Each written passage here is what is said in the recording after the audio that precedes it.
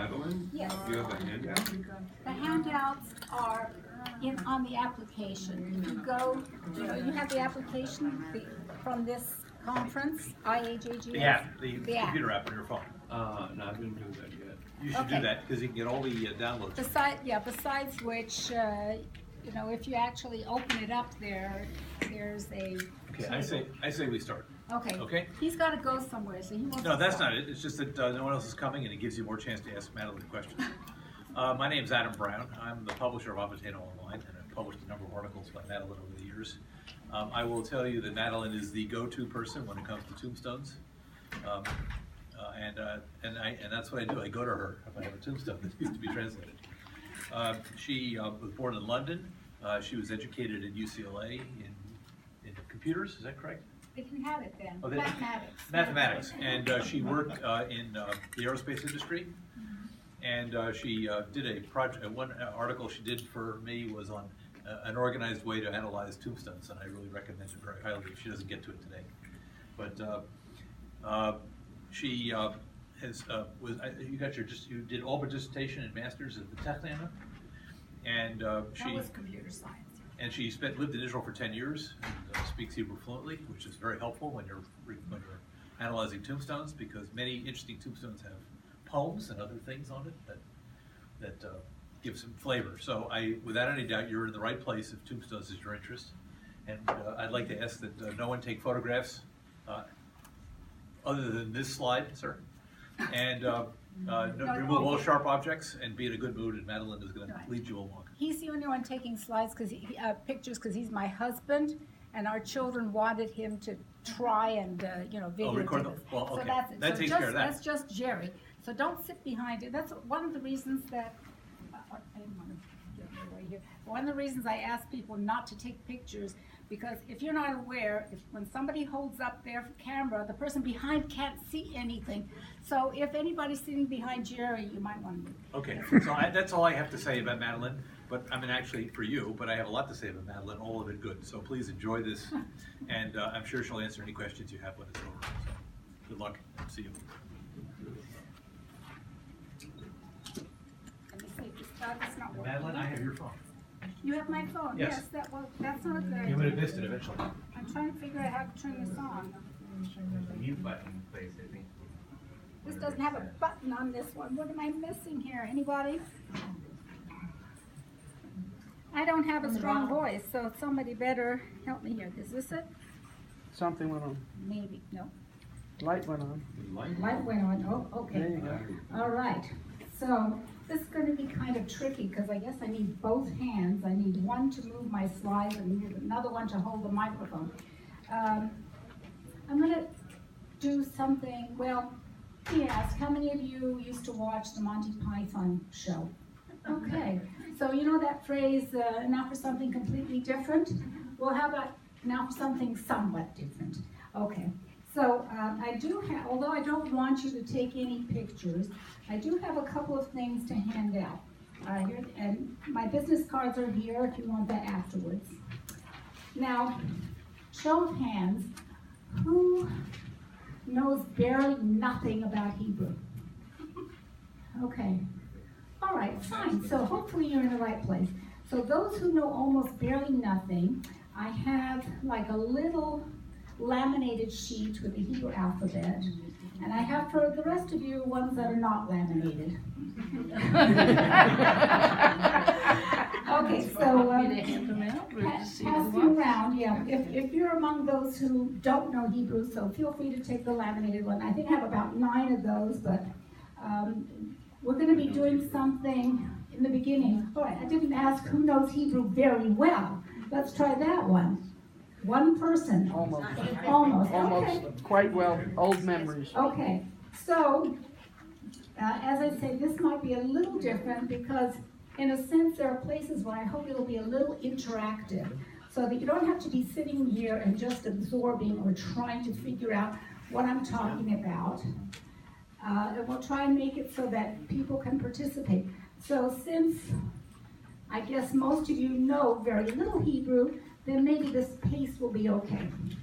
All right, so let me just explain this funny word under my name. after I've been doing this for a while, I figured, well, I need to give myself some kind of title. Okay, I don't have a doctorate, so I'm not doctor anything, but I figured I'm not an epigrapher. There are some people who read tombstones and they go in great depth and they analyze the poetry and all the rest of it. I don't really do quite that much, but a stele are, who wants to answer what stele are? Okay, you don't know? Okay, I'll tell you. So stele, if you are sort of an archaeologist, are monuments that are generally taller than they are wide. Does that sound like a tombstone, more or less? Okay, so stele. Glyph, hieroglyphics, you know what those are? So glyphs are the things that are inscribed into the stone. An ologist is a person who studies it. So I'm a stele glyphologist, and you too can become one if you want to. Does he pay well? I don't think so. And what I do is generally for free, so definitely not. All right. So, are we working or not? I've never used this. I bought it, but I haven't used it, so let's see how well we do. Oh, okay. Oh, too fast. Okay, so what's my agenda here? I want to give you the basics so that you can learn to do this stuff yourself. Many people, well, myself included, I had no clue what I was doing when I first started. In fact, I didn't even know why I was doing it, except that somebody asked me to. Can you help me with this? Just because I knew some Hebrew. Okay, so we're going to cover, hopefully briefly, the Hebrew alphabet, so that if you can do sort of, oh, please turn off cell phone. So even if you don't know Hebrew too well, using those little grids that I sent out to you, and it's also on the handout if you can access it from your app. So even if you don't know Hebrew too well, you can learn to sound things out as a sort of pattern recognition. And little by little, you may actually learn the alphabet. So you'll see that in a minute. When we learned Roman numerals, there are a few letters that correspond to our English letters, don't they? L, X, I, V, and so forth. But Hebrew, aren't we wonderful? Every letter in the Hebrew alphabet also has a numerical equivalent, and we make good use of that. Do you mind if I sit down? If you can't see me, let me know, and I'll try and stand up. Okay, so names. So I'm going to show you some family names, and maybe we can work them out and we can read them together, so it gives you a little bit of practice. Dates. So with the Hebrew letters also representing numbers, how can we recognize the dates? And if somebody's age happens to be on the stone, can we find that? Then what other helpful hints or indicators are there on a tombstone? And I'm going to show you two actual Matzevot, or tombstones, so that we can recognize on the tombstones things that I would have shown you earlier. And so what's the genealogical importance of Matzevot? What can we learn from the Matzevot? So we can find dates. We can find hopefully some parentage. If it's a woman, we might have her husband, if she had married, of course. Maybe her age, maybe social standing. And if a child happened to sadly predecease the father, then genealogically we can then find out if the father were alive at the time or not. And then I have a bunch of information with reference material at the end, and I'm not going to go through that. If you have the application, and you can, the IAJGS application, and you can get to the handout, the reference material is over there. And if we have time, then we'll open it up for questions and answers. Okay, onward, I hope. Whoops. Told you this thing was like trigger finger. Okay, so this is what I handed you out. Did everybody get one? Or if not, you can share, or if you know the alphabet. Okay, so now I've written it from left to right, although Hebrew we know is written from right to left. But because I'm combining English with the Hebrew, it worked better for me this way. So I'm not actually going to go through every letter with you, but what I've done here is, if you see the Hebrew letters are in blue, and red gives you the corresponding sounds that we would take from those letters.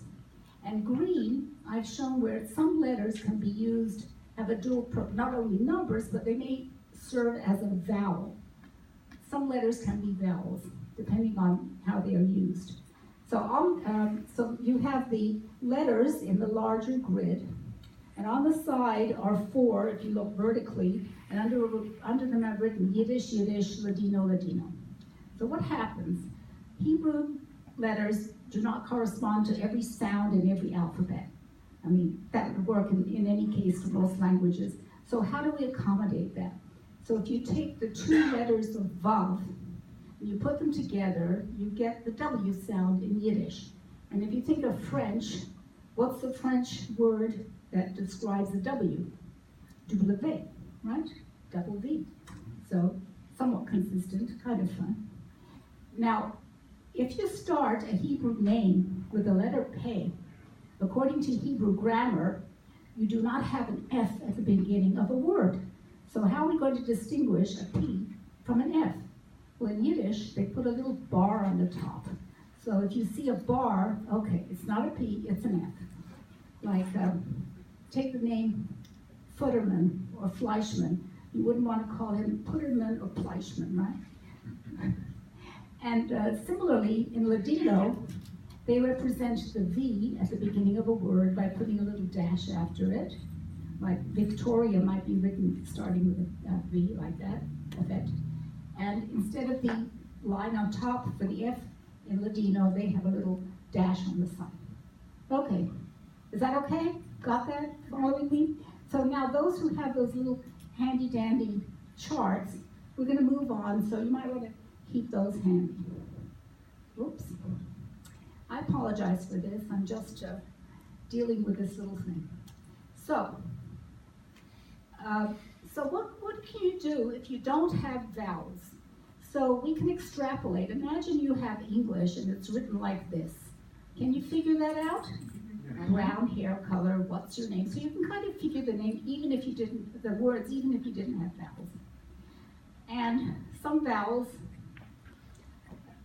sounds for English are European Ashkenazi sounds. Like you take an aleph, and it can be either an A or an O in names.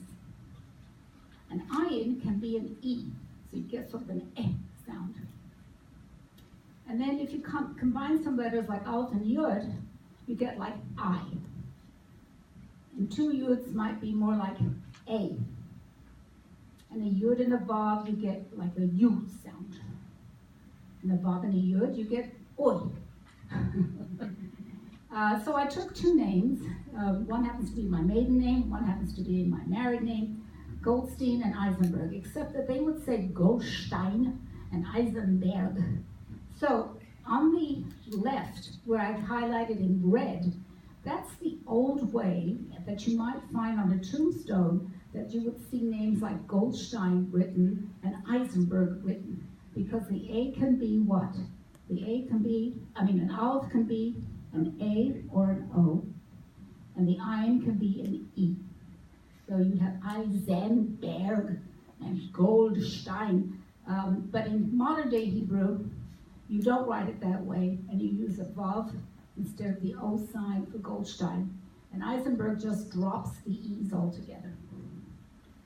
But what I've been looking at, and what you might be looking at if you're looking at stones in Europe, is you would be looking at the older way. So you might find those aleph and ayins scattered within the names. Okay.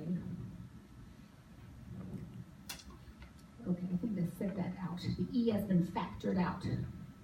Okay, now if you studied Hebrew as a kid somewhere, or even if you had beginning Hebrew, you might have had something that I'm calling training wheels, because you had vowels like this. Most of them appeared underneath the letters, and there's a couple that came above the letters, and they helped you pronounce words. But when you become proficient in Hebrew, you learn to do without those altogether, believe it or not.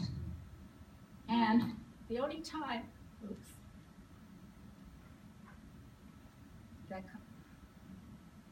I think the battery died.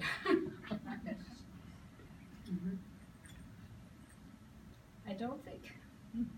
Well, I'm just gonna have to get up and try and shout. I hope you can hear me.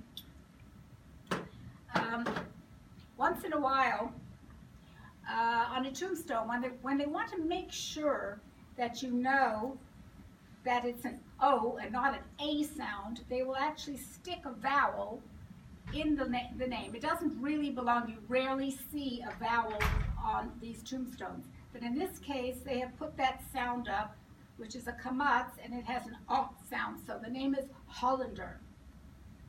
Okay?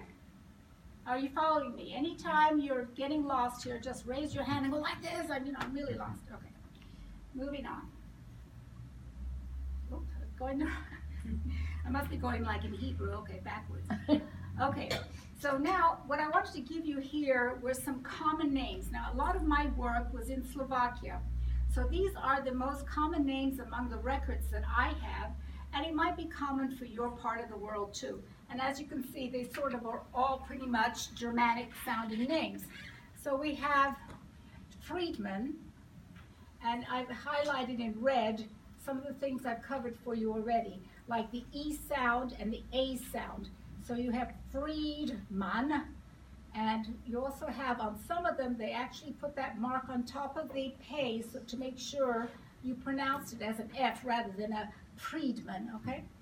So there's Hertz, Klein, Kornhauser, or Kornhäuser, however you might pronounce it, Pollack, Polacek, Roth, Schwartz, Stern, Weiss, and Zinn. I found it kind of interesting that Weiss took up more forms in Israel than it did from the Hebrew telephone book than it did in Europe. Who knew? Okay. So now I wanted to cover the most popular given names. So I have names for the girls, for the women, and names for the men as well. So, wouldn't you know, Rachel, or Rachel, is probably the most popular Hebrew name. Just as an aside, years before I met my husband, I went on a blind date with an Israeli guy who asked me what my Hebrew name was, and I said Rachel. He says, oh, such a common name. Well, you knew that wasn't going to go very far. But now I see why he thought it was a common name. Okay. So then next comes Hannah, Rebecca or Rivka, Sarah, Esther, Miriam. Those were the most common names, and you will see these. I give you these names because these are typical names that you should find on tombstones. And for the men, Yaakov, Jacob. Hey, I think Jacob is even in the United States one of the most popular names for a boy still. And they're not necessarily Jewish. Okay, so you have Joseph, Yosef, Abraham, Yitzchak, Isaac, Shmuel, Hirsch or Herschel, Shlomo, Dov Ber, and sometimes it's contracted into something that looks like Duber, and Moshe. Those were the most common men's names. So, right, what do we have so far? We have some way to pronounce family names. We have some way to recognize some given names. Okay, so here's a little quiz for you folks. Now that you're experts in this, let's see what you can do with these names. Okay, let's do it slowly here. Klein, thank you. Anyone want to venture on this one, the second one? Elephant. Very good. Elephant. Wolf. Wolf. Okay, how about this long one? It's long, but it's not really that hard if you take it slowly. Alexander. Okay. So can you explain the first one? How that first letter is a K? It's a kuf, right. So look on your chart there, and you have a kuf, and it should have a K sound. I guess so. Maybe I can't read it. Is this, she's pointing to this? Okay, so what I was going to say is that you can kind of cheat, even if you can't pronounce these this way or work these out. You can try doing something online. So you can find a virtual keyboard like this, and you can kind of, pick and choose your letters. And you can put it into something like Google or Bing and see what happens. So if I just put it in, as you see on Google, then I get pretty close. I mean, they didn't like elephant very well, and they kind of messed up Alexander, but close enough.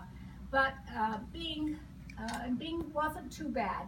But whatever you do, do not put in translate, because it'll take the Yiddish and it'll translate it into something for you, and you don't want to see that.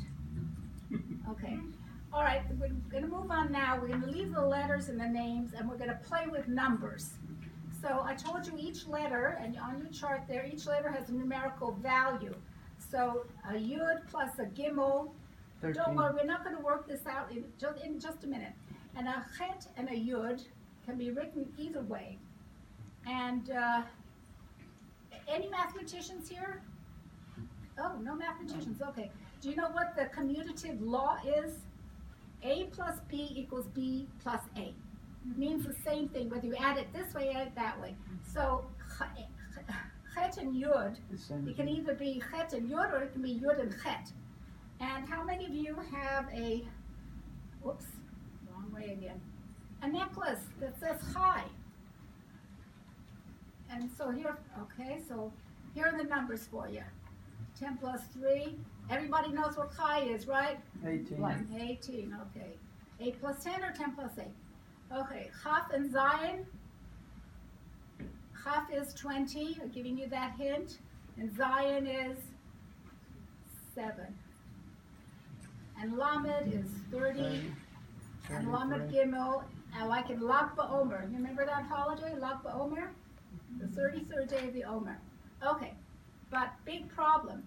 We have to avoid or be careful with the numbers 15 and 16 in Hebrew, because they are letters. If you use a yud and a hey, or a vav and a hey, you would be using letters that represent God's name.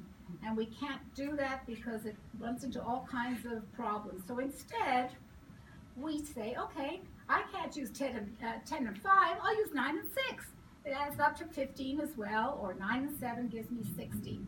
So instead you get tet vav as a tu bishvat, or tet zayin.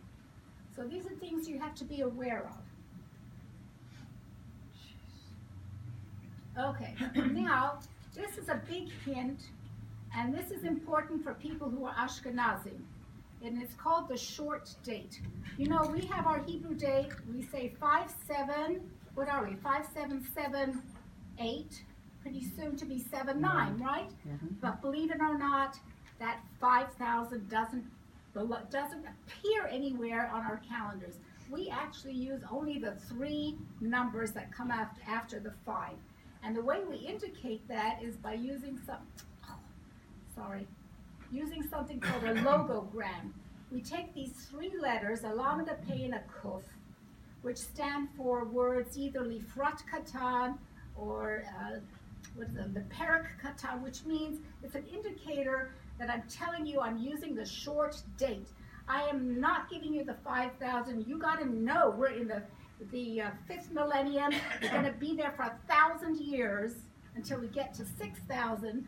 So just know we're in the short date. But what happens is we don't necessarily see these 3 letters as they appear on a Matzeva. What we see is they combine the letters, and then this kuf, whoever was looking for kuf, that gets combined into this one, and it gets cleaned up a little bit, and it looks like that.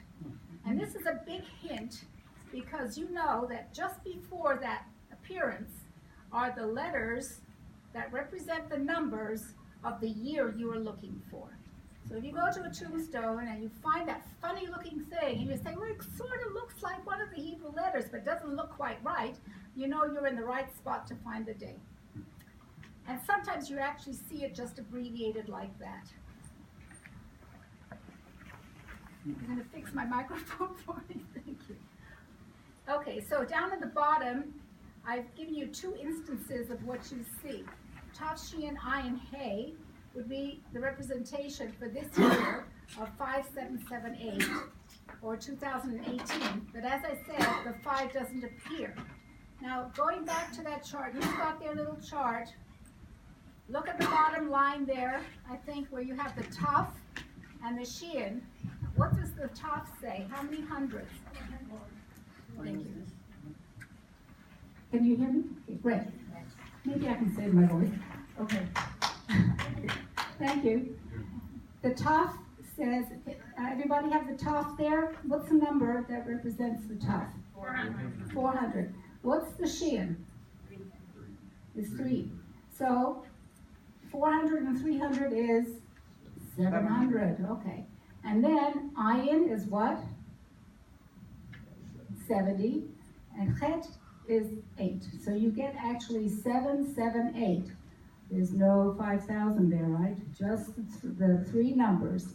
So that's what you have to look for. Now, if you're looking for earlier years than this, you might have Toph and Resh.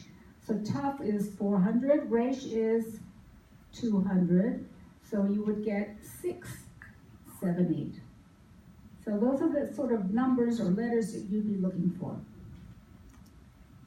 So could you clarify, please, on the last slide, where you have the 2 yods or whatever they are, if you've got multiple, I'll try to get back there. right, if you've got multiple letters making up the number, the double stroke always goes before the last digit?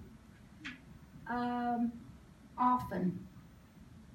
There are not 2 yods there. I mean, most of the times you'll get something here. Sometimes you'll have indicators or dots on top of all the letters. There might be a dot on top of the top, a dot on top of the sheet, over the ayin and the hay. That's one way that they will show it.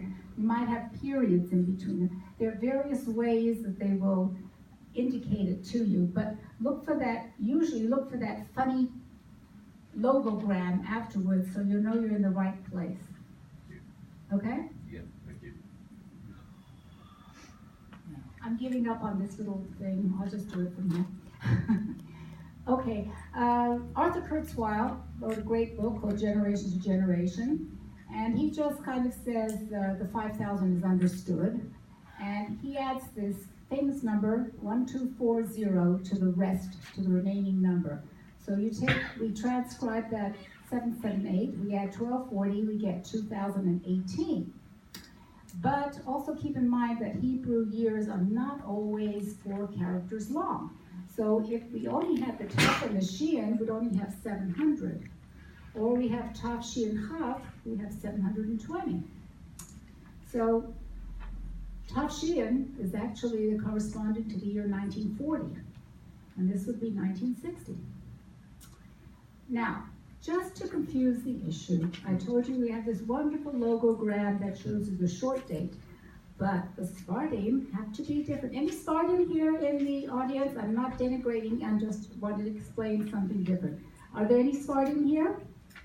Okay, it doesn't matter, but they don't use the short date, they use the large date. So you may see something where they put the letter Hey. What's the numerical value of Hey? 5, okay.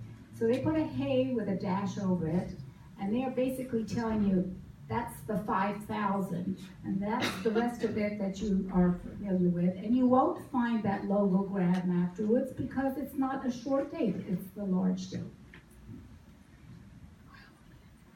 So, okay, Rosh Hashanah is coming up. So what happens Rosh Hashanah? We have a new year. So around September time, the secular year may not match for a few months what the Hebrew year was, and that leads to errors. So it's something to be aware of, especially also when you're expecting on the other end, if you're expecting in January a date, and it looks like it's back in the previous year, there may be some confusion there. So the months of September, October, November, December, maybe beginning of January, some dates can get confused, and you have to kind of do the actual translation or conversion into the actual Hebrew year. Now, there are places online where you can convert from the Hebrew year to the Gregorian dates. So one of them is this heapcal.com. This is in the resources that's in the application, so you don't have to write this down. Steve Morse, if people have been doing some genealogy research, you must have come across Stephen Morse and the wonderful capabilities that he has online. So he also has a calendar that you can use. I'm not going to go through these. You can find these online as well in Jewish Gen. They list all the Hebrew months for you and roughly when those Hebrew months occur. So even if you don't do an exact calculation, you can get a close approximation. Is that okay? Can I move on from this one? Okay. So let's calculate some dates. There's a little workshop for you here. So on the right is I've actually taken an extract from a tombstone. In the middle there, I've rewritten it in Hebrew letters so it's a little clearer. So you see the little logogram there at the end? And this one is Yud Gimel, the 13th of the month of Iyar, and the year is Tav Shin Zayin. And over here is another example, the 21st of Elul, Tav Kuf Tzadik Tet. Don't worry, we'll get to the conversions in a second. And this one, I've added on the right is a word, and I put it in red, niftar, which means he died. So that's a word to kind of recognize. And if it's a woman, you might have niftara with an extra letter, but at least you recognize those four, and it's followed by the date she died. And that's what they come out to be. Okay, so you can determine the date as close as possible, but you know that Shabbat starts at Friday night. So sometimes the days begin at night. So you may always be off one day or so, one way or another. So that's something to keep in mind if you're looking for an exact day of death, unless you have maybe the actual date of, the record date of death, you might not get the exact date. You may be off by a day or so. But you can get a good guess. Okay. So here's another Jewish date calculator. Oh, I converted those for you too. And yeah, this is just an example how one of the calculators will give you the exact date. All right. Now, here's another big thing if you're going to be doing some transcriptions. There are things called Rashi Tevot, which are acronyms. If you thought that someone like IBM was among the first people to use something like acronyms, you know, we got there way ahead of people. The rabbis have used acronyms for years and years, thousands of years maybe. So we already did really Frat Katan, Lamed Pei Kruf. And on top of the, okay, so, all right. So to get started, we need a few things. Like on top of tombstones, the most common, but not necessarily across the board, are these two letters, Pei Nun, which stands for Po Nikbar or Po Nikbara, here is buried, or Pei Tet, which means Po Nitman or Po Nitmana, here is interred. Basically the same thing, but just like we have in English, you know, more than one way to say it, so in Hebrew you may have several ways to say the same thing. Very often, at the very bottom, you have this 5-letter abbreviation, which is shortened for a sort of blessing, and it is actually derived from the book of Samuel, and it translates more or less as, may his or her soul be bound in the bundle of eternal life. And if you're really lucky, on a tombstone, we sometimes find a mother's name. Not always, but you know, they may put down Shem Imo, the name of his mother, or abbreviated just the letters She and Aleph. And I'm a little bit upset actually, because it's generally, if it's found at all, it's relegated to the very bottom of the stone, as if mothers are not important. I mean, I have to be thankful it's there at all, but it may be the very end. All right, so what have we done so far? We've covered letters and sounds and numerical values. We've given you examples of family names. We've covered days, months, and years. We've covered a few Rashi Tevot.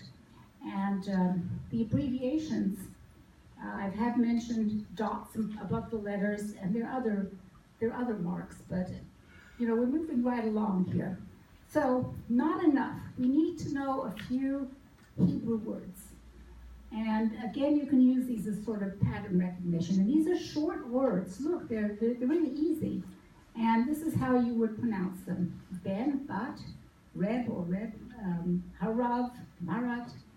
I'll tell you what they are in a minute. Eshet, Halevi, HaKohen, Katz, Niftar, and Lachodesh. And what do they mean? Son of, daughter of, Mr., the rabbi, Mrs., wife of, the Levite, the Kohen, or Kohen, and she died, or he died, and in the month of. So these are important things to at least recognize. Even if you're not going to translate them, you will kind of get the feeling that, okay, the names have to be near these words. And I'm not going to go into imagery, but these are some hints for you. Now, let this go by itself. Now, this is kind of fun, at least I thought so. People explained they couldn't see the images, so I played with animations, so should be able to see some of these things.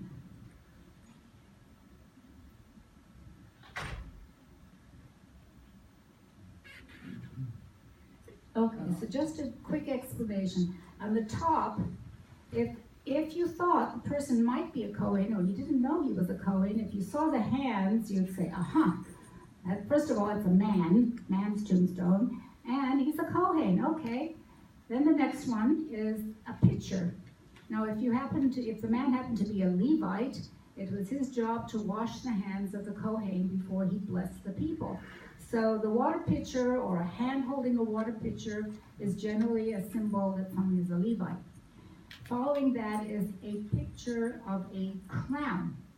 I see maybe somebody studious over here who can tell us there are 3 crowns. Who would like to tell us of 3 crowns of a person? No? There's the crown of a good name, Keter Shem Tov. There's the crown, Keter Torah, someone who is a scholar.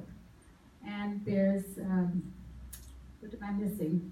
Keter Kahuna, the crown of someone who is a Kohen. So in this case, we have the Keter Torah, the crown of a scholar. So if you see something like this, then somebody was distinguished for his knowledge. Not just a guy who was maybe the tailor or a butcher, but somebody who was a scholar. Now, down in the bottom left, whenever you see candles or a candelabrum, so what do you think that is, for a man or a woman? No, it's woman. A woman, right, because that's one of her responsibilities is to light the candles for Shabbat. A weeping willow. Well, it can be for anybody. It can be male or female. And a single broken candle. Generally, if it's a single one, it might be for a woman, it could be for a man. And you also get sometimes you get a broken tree. You might get a broken flower, in which case I think it'd probably be for a woman. Can I ask the question? Yes. On the Torah, the crown of the scholar, is that primarily for male, or would you possibly find that on a I'm so female? glad you asked that, because my mother died a few years back, and she loved studying and learning, so I asked my rabbi, can I put up a crown of Torah from my mother? And he says, yes, of course. So, thank you. You're my shield today. Yes, sir. If anybody's a Star Trek fan, the Hands of the Kohen was adopted by Leonard Nimoy as the Live Long and Prosper greeting. That's right, because he remembered seeing that when he went to synagogue. That's right. Okay. How much time do I have left anyway? 20. Okay, if you have the time, I have the time. Okay, so let's actually, now we've got all this background, all these tools, let's work on something. So we have family names. Again, I'm just sort of, recapping what we've done here, so I covered this already. Okay. All right, so I'm going to show you my great-great-grandfather's tombstone. And I'm just going to point out the various elements on here. I like his tombstone. It's readable, it's well made, and it has useful genealogical information. It has this classical shape. It kind of looks like an open Torah scroll, or some people might say it looks like a portal. Now, what's on top? We covered this thing. What is this? That's the weeping willow. That's the weeping willow. What are the two letters on either side of the weeping willow? We have the pay and the nun. So Yours that's the here buried. lies. Your lies, right. And down here, they try to make names visible. So in his case, it's kind of in a cartouche. And his names are Shmuel David. So at least two of those names, right? They appeared among the common ones. And below that is his family name, which was Steiner. And he was the son of Shlomo. And his age is actually on this.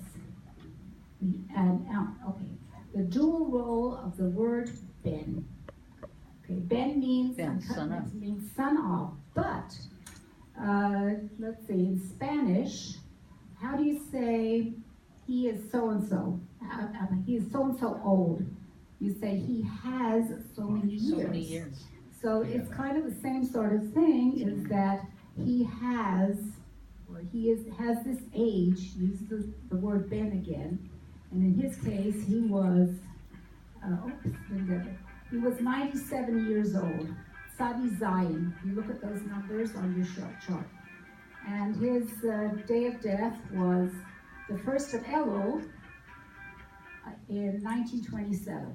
Actually, the 1st of Elul turns out to be this coming Saturday, so it would be his yortzeit.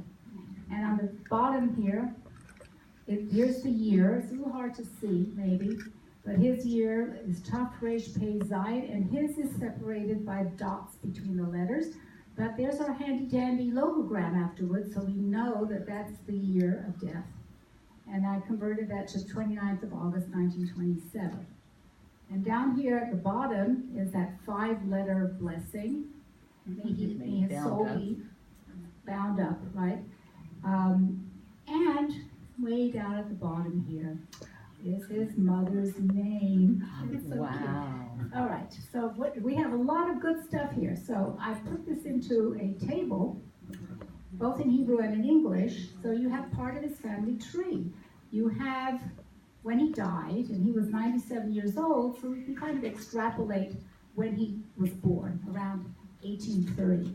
I used to hear from my great uncle, grandfather lived till he was 100 years old. Well, not quite, but close enough.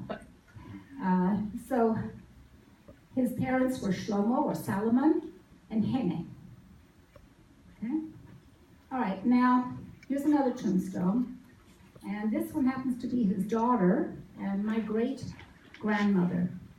Now, here's something interesting. If you look carefully, you can see that the box on the right, where I have superimposed the letters again, Resh Chet Lamed, it's in a vertical acrostic. They made those letters big so that you will recognize that her name is actually hidden in that manner. So not everything, it's not always written horizontally. You might find it actually more than once. In this case, it actually only had it one time, and it was written vertically. Now, on the top, instead of the Pei Nun, it has Pei Tet. And instead of the single quote or the double quote or a dot, it has another strange indicator. Kind of looks like a trident. I'm not sure, I'll get to it, or I have an additional slide. I didn't know this, but as I went along, I looked at more and more slides, I kept finding different ways that they indicated that these were abbreviations. I'd go, where'd you get that one from?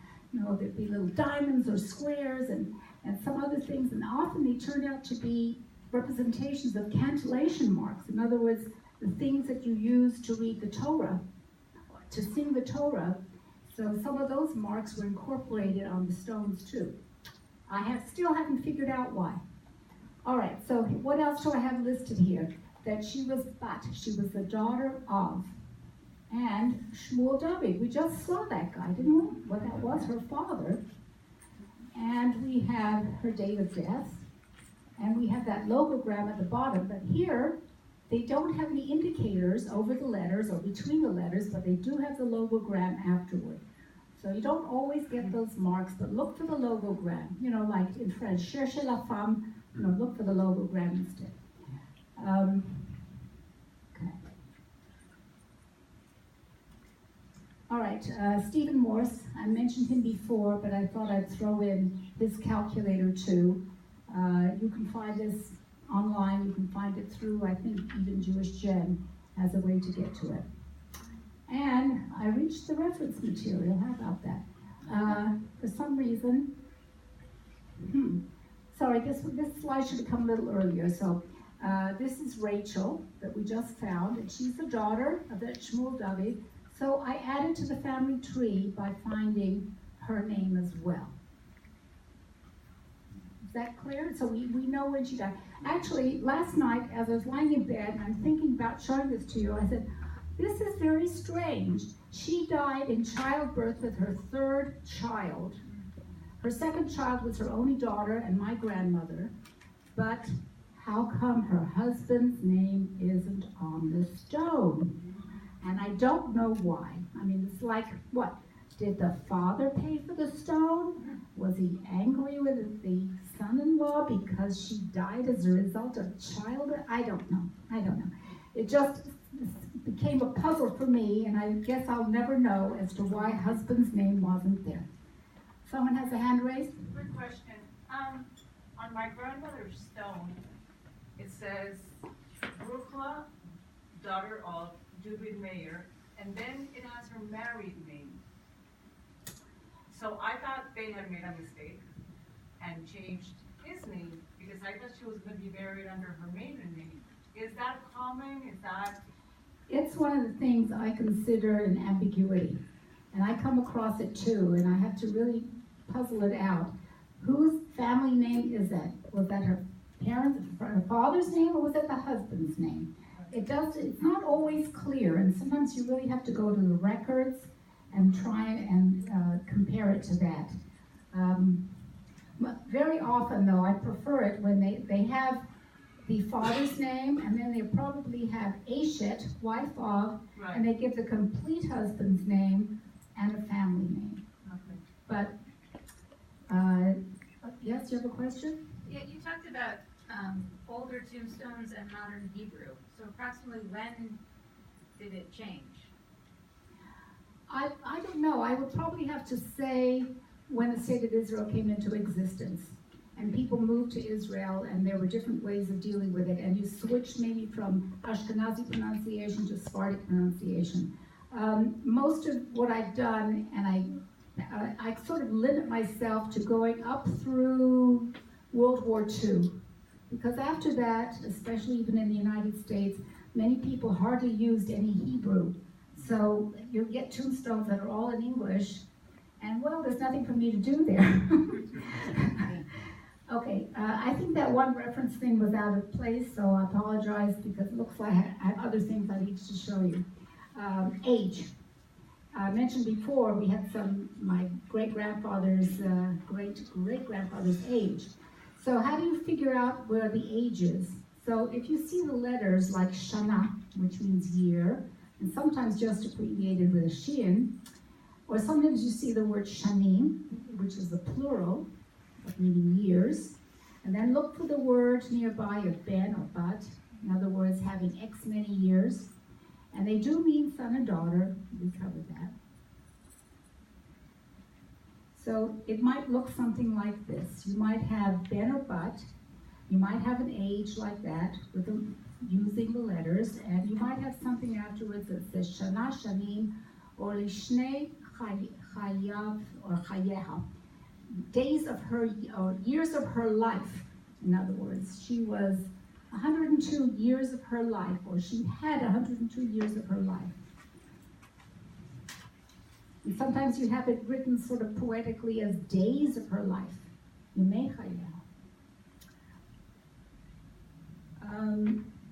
And the arrangement of names on tombstones might look something like this.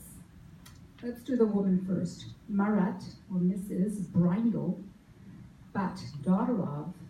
Now, Chafhe is sort of like a title, like you say, the Honorable Shimon Breuer. Brower. Zal, Zayin Lamed, Zichrono Livracha, of blessed memory, Eshet Hei Rav Ashurtzi. Now, Hei, I don't want to get into Hebrew grammar too much, but there's something called Hei Hayadiah, which means that it is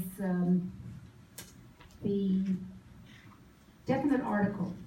The one who, the one who did this, or the one who was this, and it could be a million things. But to make it simple, I just refer to as the one who. So Eshet Hei, the wife of the one and only Rav Asher Zin. And the man's side there we have Kavod Harav, or the Honorable Dov Zin, son of Benjamin Halevi. So you have a pattern where you have something in front like Mrs., and then her name, Brindle, D-O-F, daughter of, title, whatever the title, what might have been, the father's name, and then W-O-F, wife of, the husband's name. And then maybe down at the bottom, you might have her mother's name was blah, blah, blah. And the same thing for the man. Is that okay? You kind of get that pattern? That's the sort of pattern you should be seeing. And then, okay, I like this slide because genealogically it's very helpful if you're paying attention. So I called it Wanted Dead or Alive. So how do you know if you're looking at somebody's name and they say son or daughter of so-and-so, was that person still alive or had passed on? So some abbreviations afterwards, I call them existential indicators. That's just my phrase. Alav HaShalom, peace be upon him. Zichrono Livracha, of blessed memory. Zatzal, Zecher Tzadik Livracha, may the memory of the righteous be a blessing. And any of those, or all of those, imply that somebody was no longer alive. But you might have something like this. Yud Tzadik Vav, Yishmerehu Tzuro V'Golo. May God protect and preserve him. Neiro Ya'ir, may his candle yet shine. Shlita, Sheyizkeh Le'orech Yamim Tovim, Amen. May he merit to live long, Amen. And some examples, okay, you might have Abraham ben Moshe Zal, Abraham, the son of Moshe, who passed away. Or Rachel bat Shmuel, Neiro Ya'ir, which was the case of my great-grandmother. Rachel, the daughter of Shmuel, may he yet live. So these are very important things, especially when you have a child, again, who predeceases a father. Then looking for something like this lets you know that there was that piece of information. Are you still with me? Yeah. Okay, good. I think that reference page is out of sync, so my apologies. So what have we learned genealogically? You had to how to figure out names, the family names and the given names, how to find and decipher dates, and usually they are of death. Sometimes you actually get dates of birth, but not that common. You can recognize some titles or honorifics. You can recognize the gender and the caste, whether somebody's a Kohen or Levite, relationships, and if a child predeceased the parent, then you can infer the approximate year of birth, and you can tell if a set of letters is a word or a rashi tevot, the abbreviation. I just want to do it a little aside. If I go back just a bit, you see that top one where it says, peace be upon him, I and hay? Well, sometimes the stone is a little eroded, and the hay looks like another letter, it looks like a resh. And you may not see the little indicator that there's actually a separation between the two letters. So it looks like ayin resh. Now if you look on your little cards, the ayin has like an E sound, right? And the resh has an R sound. So I've seen some people read tombstones, and let's say somebody's name was Goldberg, and he passed away. So they've taken Goldberg, and they've added ayin resh at the end, and they made the name Goldberger. Well, you know, if you're not careful what you're doing, you come out with names that are not quite what they really should be. So that's just a warning of, you know, you have to be really careful, and you have to blow up pictures of these tombstones so you can really look for what's there. My husband suggested I tell you that. Okay, so actually, I think I really reached the research tools point, and then I have a whole section about how you can find these racheté votes.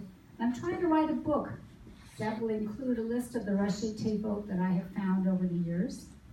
I have some great books that have pictures of tombstones. You know, for those of us who have this fascination with tombstones, there's a lot to be found. There's, you know, from an artistic point of view, from the point of view of the stonemasons who create these stones, you can have a glance at some of these books. Some of them are really very interesting. Near the bottom is one called Graven Images by Arnold Schwartzman. He actually lives in Los Angeles. He's British, and he's an Academy Award-winning producer of the film Genocide. And he actually likes tombstones. He goes around all around the world and is taking pictures. And he has this delightful little book in color pictures, and he has whole pages devoted to, let's say, Levite's pictures or Cohen's hands or all other interesting things that he's found.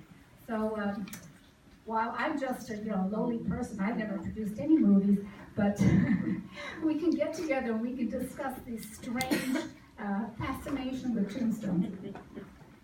Okay, all right. I think I reached the end here. I still actually have a voice, hooray. Okay.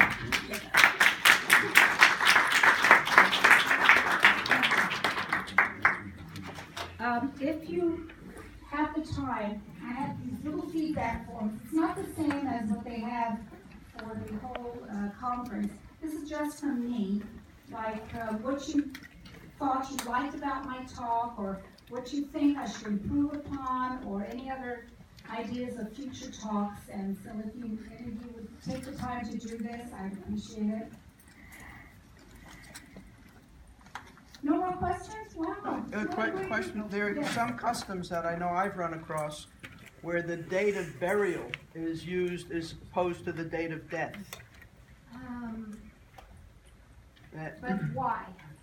I think it was just a custom in an area. I don't know why. Well, on some rare occasions, somebody died in one place and was brought to another place. Which is to be happening buried. now. Yeah, that does happen too. So sometimes you'll actually have both. You'll have he died on such and such date in Budapest, but he was brought to, Košice for burial.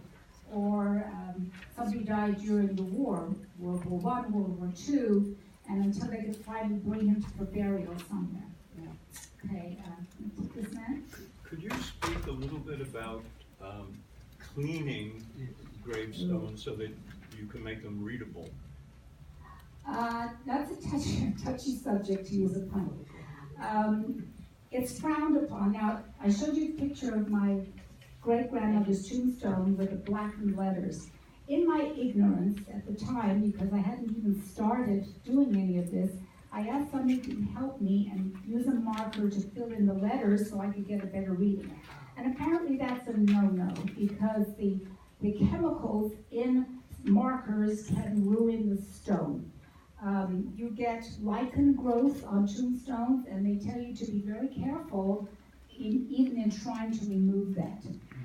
The man I work with we'll get to you. The man I work with in Slovakia is very careful, and most people that I know of now are very careful in what they're doing. If they find a tombstone that has fallen down, they may just put water on it to clean it off, to clean off the dirt that's on it, and maybe make the letters more visible for photography.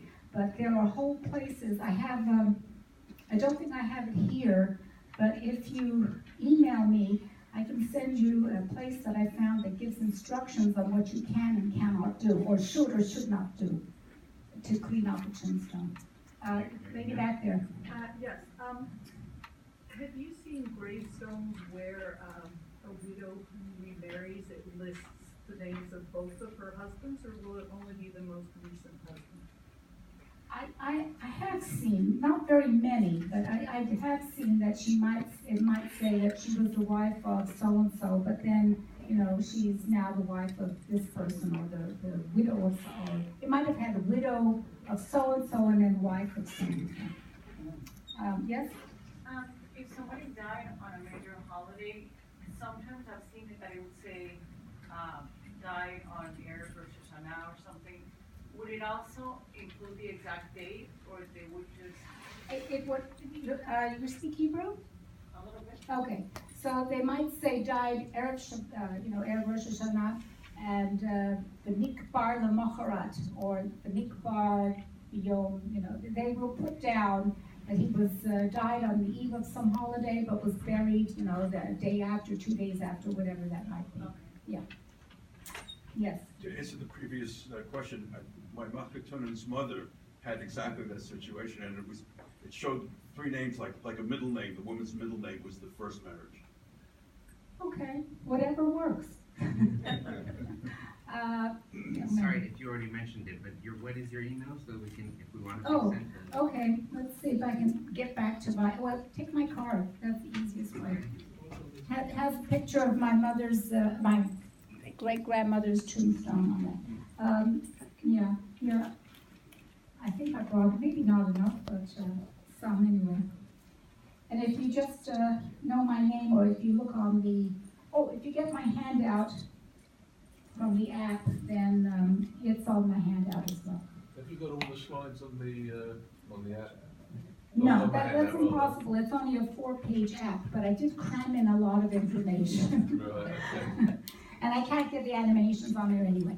Yes, sir. Just in terms of manipulating the actual stone, there's communities in some places, or lots of places in the world, where either to protect the stone or to stop vandalism or whatever, they tip the stone, so they actually put it flat on the grave, whereas it was actually designed to stand up.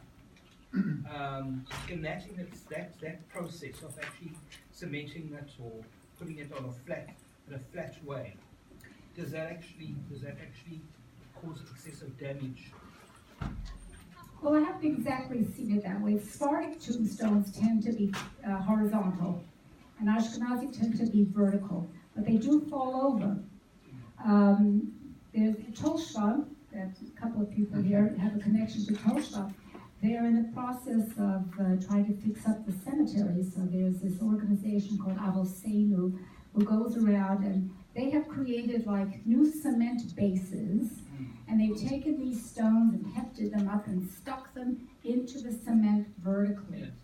But you will still find some that are lying flat. They've fallen over, either through natural, erosion or something, or there's been vandalism, they've been knocked over. And the worst case is when they're knocked over flat, so you can't read anything. So you have to find somebody, or more than one person who can heft the thing up and to be able to see it. But there was a talk about Curacao. No, there was a film about Curacao yesterday. Excuse me? The shtetl. Yes, but there's a Sephardic community who were there a lot earlier, and there's an old cemetery that's unfortunately near the oil refinery in Curacao. All these stones are lying flat, and they've been horribly damaged because of the proximity to the oil refinery. So it's hard to say what's going to preserve them more. I didn't hear your accent. Where are you from? Not England, yes? No, I'm from South Africa. So, close enough. Well, in England, in London area, there's some Sephardic cemeteries in the East End of London, and they are also lying flat because they are Sephardic. So some of them are there, I don't know, a couple hundred years old, so they still seem to be okay. But you have to also consider not only the fact that it's lying flat, but the weather conditions in a particular country. Now, Slovakia, where I did most of my research, in parts of Central Europe there, you have a lot of snow and rain, and that's going to damage the stones or create erosions, especially sandstone. Oh my gosh, it's really pathetic. You see something actually still vertical, but you cannot find anything on the stone anymore. It's like completely washed away, eroded. Yes, back in there. Hi.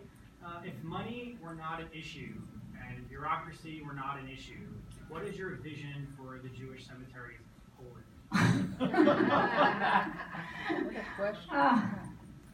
What would you like to see? You care so Well, much. I'd like to see people who are dedicated enough and knowledgeable enough to know how to read what's on those tombstones, to be able to extract it and extract it properly. Because I was involved in aerospace with computers and data, goodness of data is something that is with me all the time. And when I see some of the stuff that comes out of reading tombstones and what people have posted, I just despair. I mean, I'm only one person. I cannot read and correct everybody else's stuff. But if they could learn to do it but better and properly, it would be wonderful information for all of us. I'm not sure it answered your question, but I've had some tombstones that have been quite eroded and had trouble in trying to read them.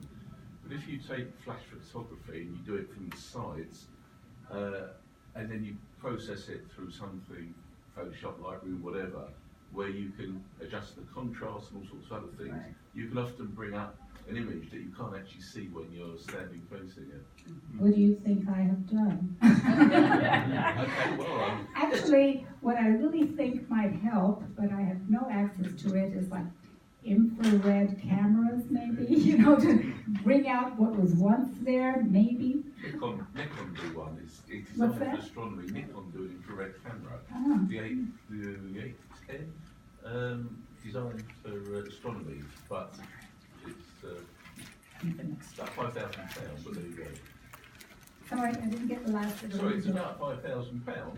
Yeah, But if well, you're doing a lot of tombstones as a part of the project, it might be worth investing. It's a thought. Again, you had a question? Sorry. In a funny I'm maybe. running over time. We have to set up for the next. Okay, so, I guess we can go down to the, Warsaw Hall, is that it is? And we can go around the table there if you have more questions.